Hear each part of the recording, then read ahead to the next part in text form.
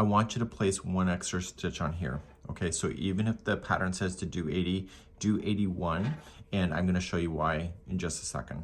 So just do an extra stitch.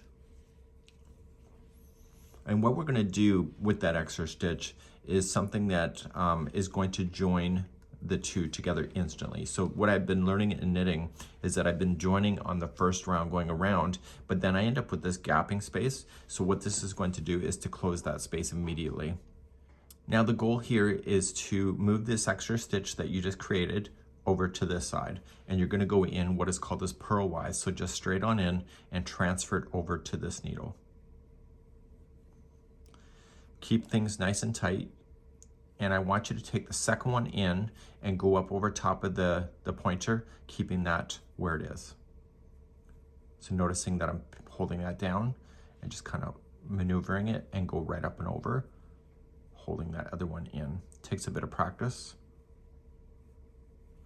And once that's in, you've got it done. And see this gapping space? If you pull the strand that is leading to the ball, it'll pull tight, and therefore you'll have a tight join when you go to start.